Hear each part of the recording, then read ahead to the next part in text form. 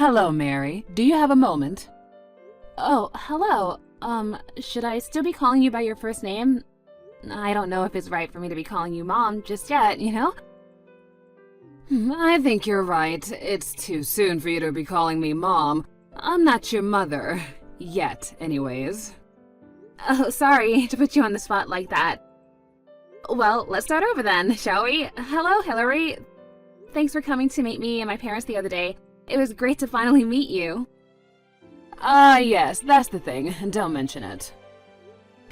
So, what can I do for you today?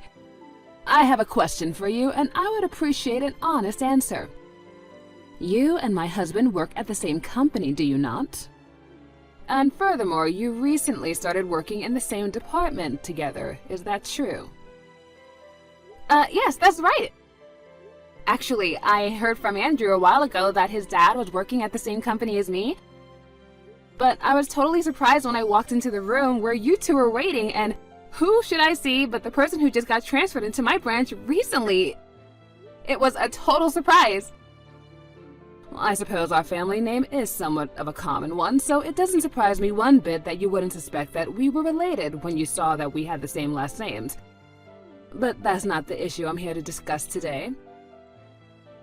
The issue is your reproachful behavior towards my husband. What?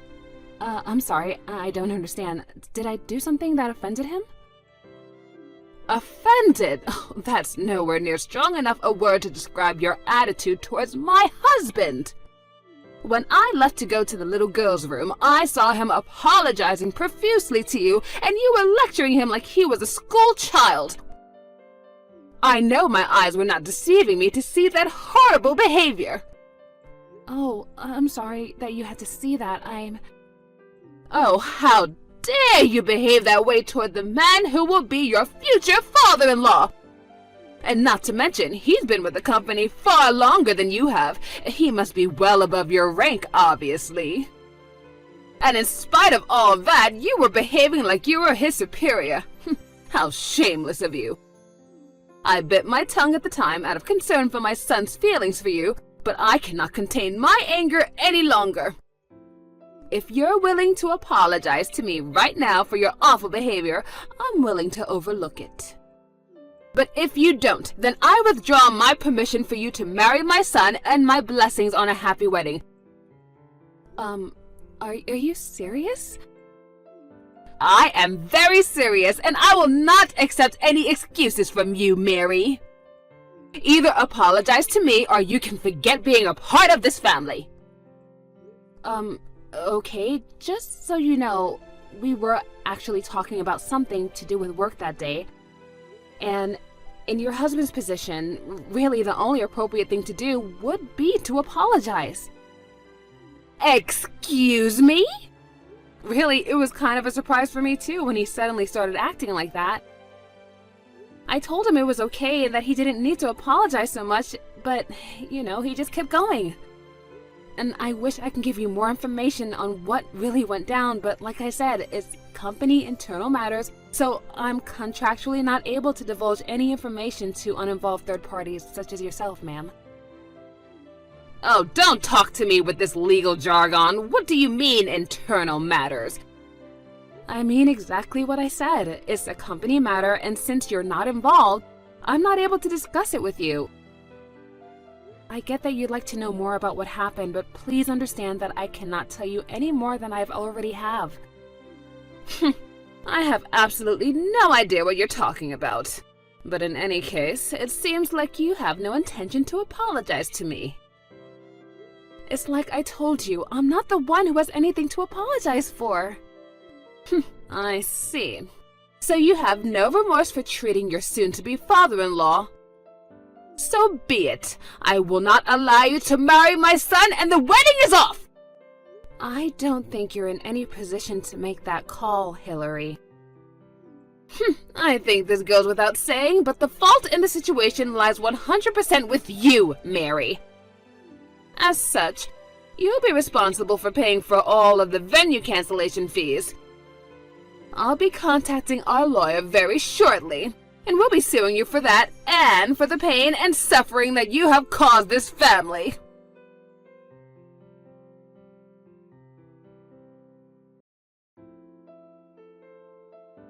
Andrew.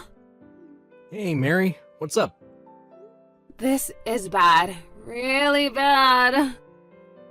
Uh-oh, what happened? Your mom saw your dad apologizing to me at your house the other day. Oh boy. She texted me about that just now. And she is really, really mad. Which, in all fairness, I don't really blame her, considering that she doesn't know the whole circumstances. But still, this is bad. She said that if I don't apologize to her for that she's gonna make us break off our engagement. Oh, you gotta be kidding me.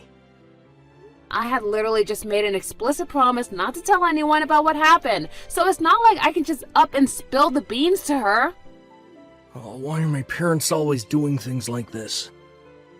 They're inseparable to the point that I almost never see one without the other in the same room, and yet when trouble rears its ugly head, they take completely opposite approaches.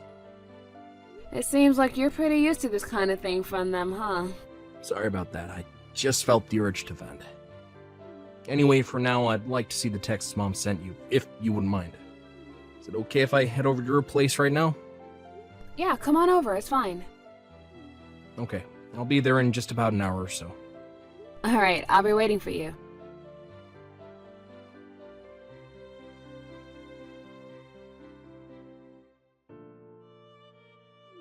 Hello there, Mary. Have you prepared yourself for the impending breakup with my son? I haven't heard a thing from you ever since I gave you my ultimatum, so now I'm forced to message you like this. I grow more disappointed with you by the day. How long were you going to keep me waiting? You really are an impudent little girl, aren't you? If you're trying to wait it out and hope I forgive you, it's not going to work. I will not consent to this marriage until you've given me a proper apology. If I may be so bold, I'm marrying Andrew, not you. Why exactly do I need to have your consent? Oh, excuse me? I doubt that Andrew would want to break off our engagement because I won't apologize over a situation in which I did nothing wrong. And frankly, I'm perplexed that you would simply assume that I was in the wrong rather than talking to your husband and finding out what actually happened. That's very immature of you. I'm at a loss of words for you, Mary. To think that you would speak in such an uncivilized manner to the mother of the man you're hoping to marry. Hoping?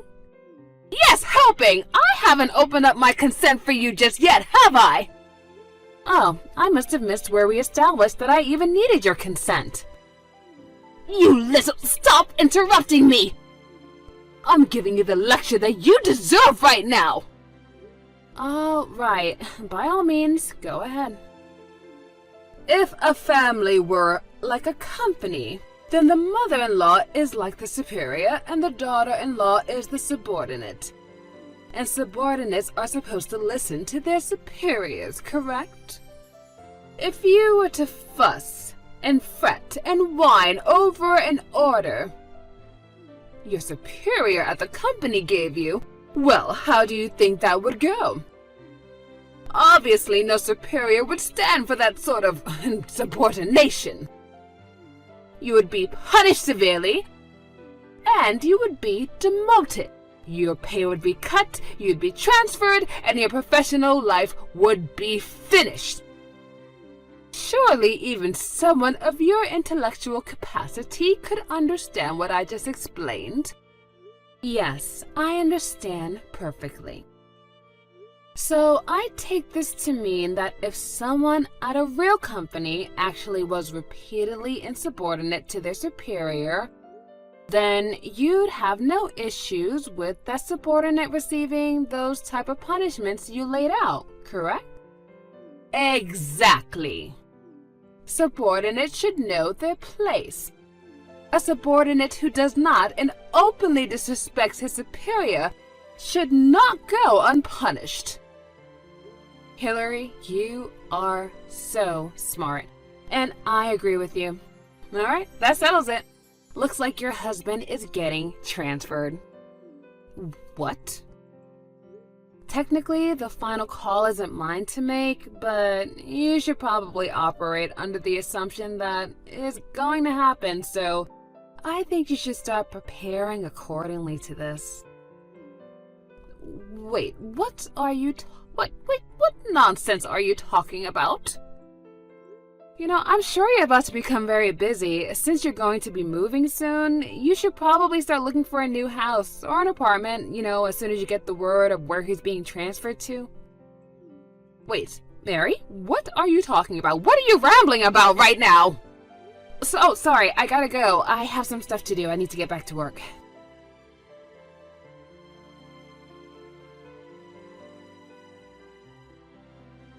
Hello there, Mary. It's been so long since we've seen each other.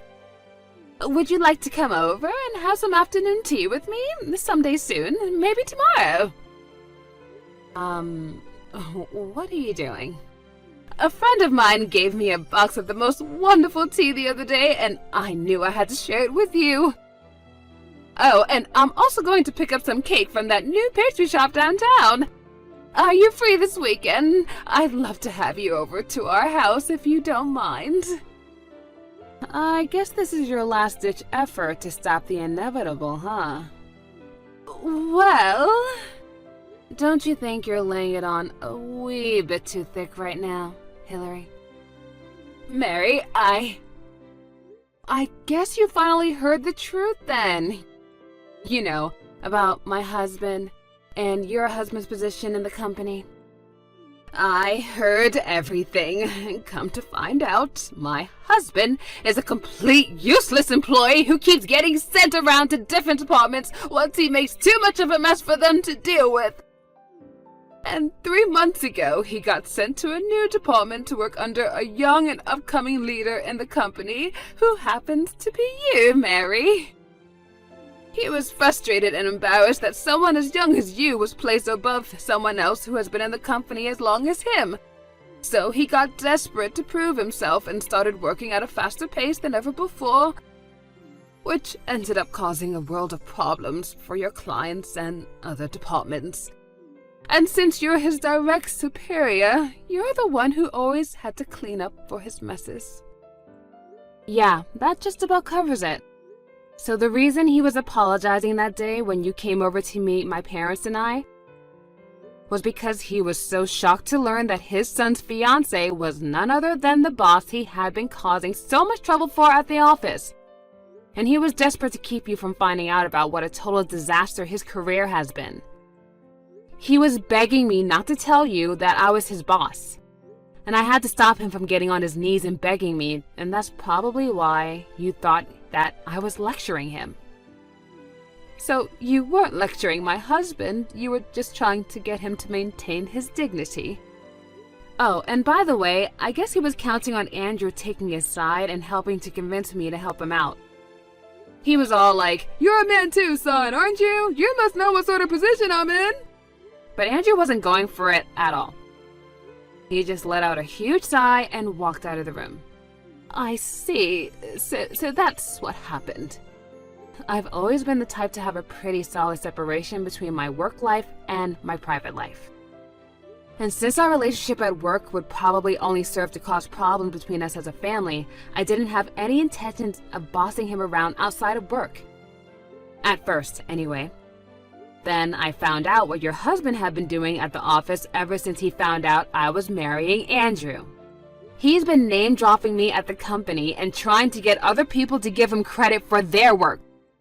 Like threatening to get them fired if they didn't do as he demanded. He did. I received multiple complaints of that nature from multiple employees in my department. So I made a report of my own to my superior. And as a result, it's been decided that your husband is getting transferred to a branch in, well, the middle of nowhere. Oh no. Oh yes. And you know, you should be grateful, honestly. Most people who screwed up as bad as your husband actually would just get fired for everything they've done. And I bet the only reason he didn't was because the CEO took pity on him. He didn't want to just kick a man your husband's age on the curb with no future employment prospects. Mary, isn't there anything you can do about this?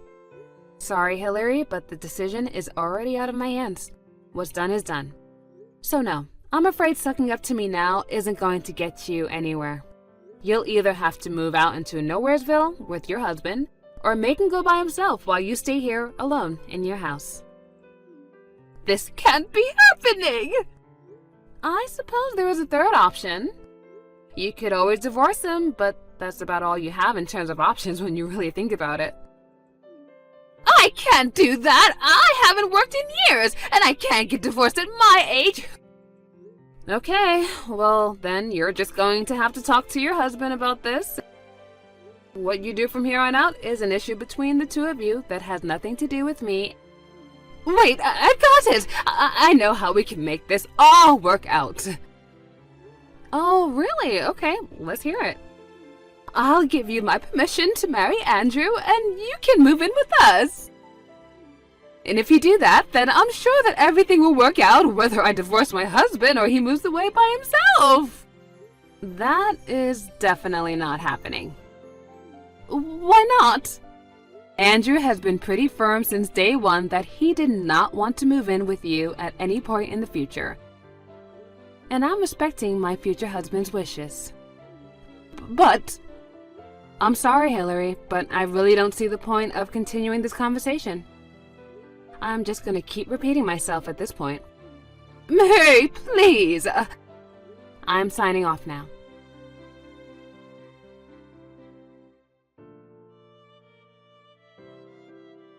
After that, I understood Andrew's parents got into a massive fight. Hillary needed someone to finance her lifestyle, and her husband needed someone to take care of all of the housework. And since neither of them were likely to find a replacement for the other at their age, they decided not to get divorced. So the not-so-happy couple set off for their new life in Nowheresville. However, it didn't take long for her husband to screw up big time, no surprise to anybody, again, in his new post. And this time, they actually were fed up and let him go. And this was apparently too much of a strain for the relationship to handle, so they are getting a divorce this time.